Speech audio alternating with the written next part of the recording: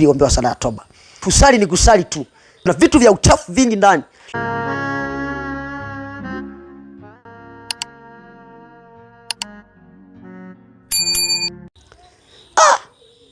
Yaani kabisa nguvu ya kusimama ili nitoke niende nje haipo.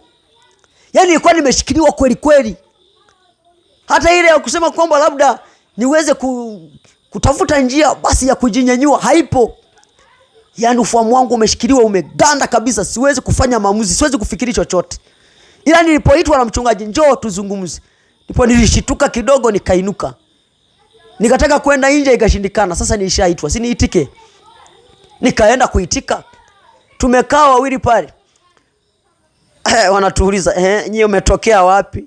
Naambia mimi nimetokea Kigondo. Nimeokoka, nampenda Yesu. Na kule nilipokuwa nilikuwa mwalimu wa watoto. Kwa hiyo nimekuja hapa, nimehamia hapa Kasulu. Kwa mimi ni mtumishi wa Mungu. Kwa hiyo nawapenda sana. Asante. Na wewe mwanamke, eleza. Ni kweli mimi ni mgeni, nilikuwa na sari AGT hapo jirani. Sasa leo nimeamua nije kuungana na ninyi ili kwamba tuende kwa pamoja. Akasema, nyie umeoana, mlifunga ndoa? Hatukufunga ndoa. Sasa kama mjafunga ndoa, kanisani waliwatenga au mko kwenye kitengo? Hawajatutenga. Mchungaji akashuka sema, hawa watu wanaoana wako kanisani, wasitengwe na bado wana huduma. Hilo ni kanisa gani ambalo watu wanafanya mambo ya ajabu hawezi kuwashughulikia?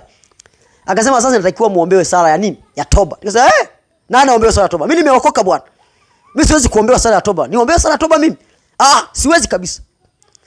Akasema, tunakuombea tu kwa ajili ya dhambi hii mlioifanya.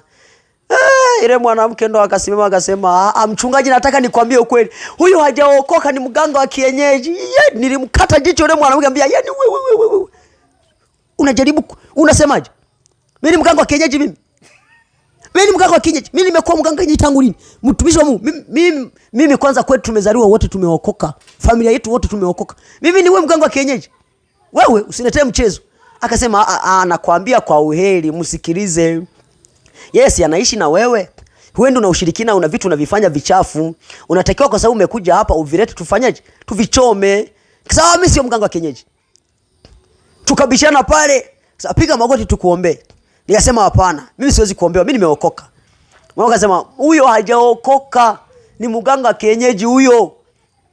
Amenioa, ni mganga wa kienyeji, hajaokoka.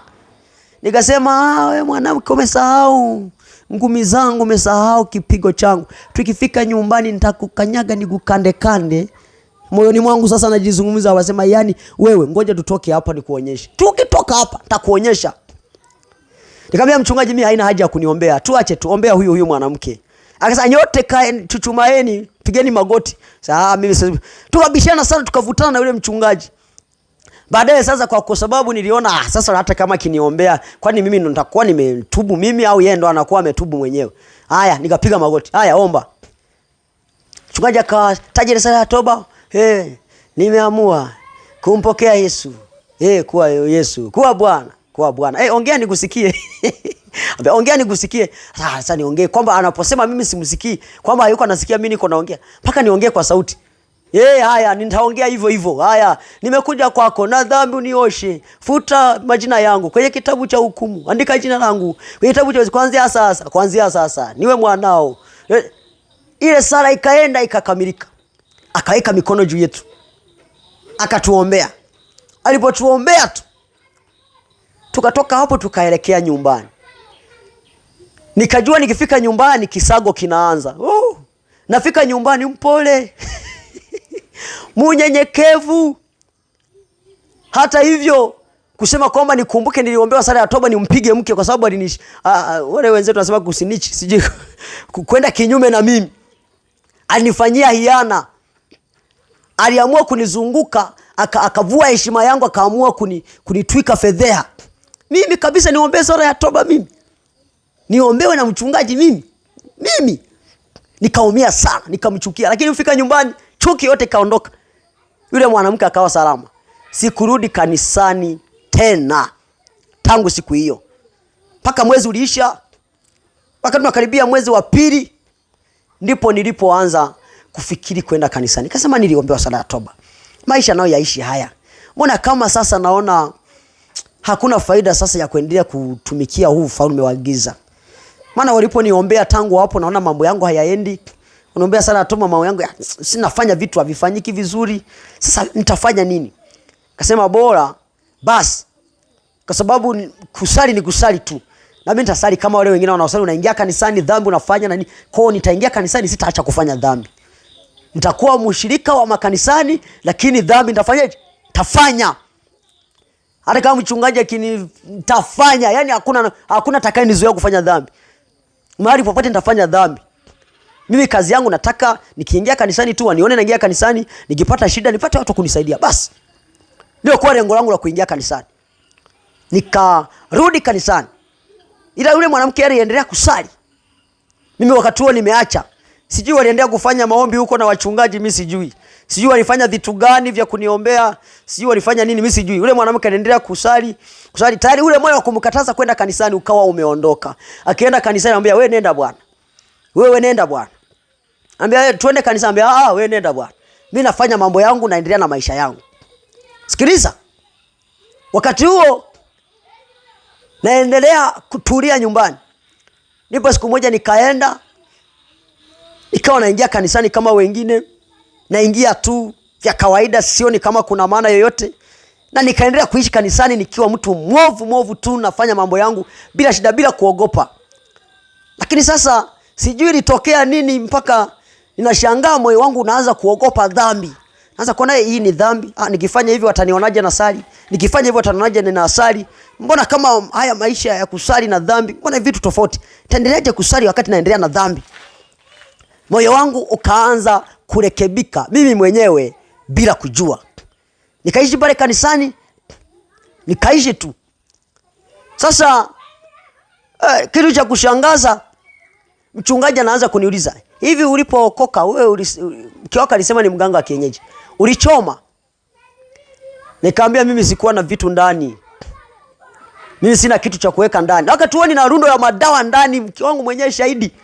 Marundo ya madawa, mairisi, sijui manini yako mle ndani. Kwa sababu nilikuwa naulizwa mimi peke yangu. Sijui kama nilikuwa namuuliza mke wangu, sijui kwa muda wake. Kuna vitu vya uchafu vingi ndani. Lakini namwambia mimi wala hayo mambo mimi sina kabisa. Sina. Kwa hiyo tukaishi kanisani pale. Kupona kwangu, uponyaji wangu ulipoanza, akaja kijana mmoja alikuwa anaitwa Zakaria pale kanisani. Akawa amekuja, ni mwinjilisti. Akawa anakuja kuhubiri pale. Akazungumza na mchungaji, naomba tufanye maombi ya mwezi mzima. Tugawe mawiki. Hawa watakaomba wiki hii, watakaomba wiki hii, watakaomba wiki hii, ziwepo wiki 4 za mnyororo. Tuombe kwa ajili ya kanisa letu. Wakashiriki hayo maombi, na mimi nikasema na mimi nimo kwenye kikundi cha maombi, siombi. Nafanya kazi zangu tu. Hayo mambo ya kwenda kanisani siku kwenye vipindi wewe siendi. Watanifanya nini? Siendi. Na wakawa wananiona tu. Hata mchungaji wangu hata kushtuka ati mwingine aniite vikao na nini, mbona huonekani, mbona iko hivi, hakuwa na huo muda. Akiniona kanisani anaona amekuja. Akiona hivi maisha yanaendelea. Ile maombi yanakamilika. Na mimi nikasema ngoja nijaribu kufunga. Mbona wakati mwanzo nilikuwa najua kuomba, anafunga. Ya kwa sababu tu basi nilikuwa mpaka nishasahau kuomba, sijui kabisa. Nikaanza na mimi kuingia huko, nikafunga wiki moja hiyo yenyewe hata sikuimaliza. Wiki ya mwisho.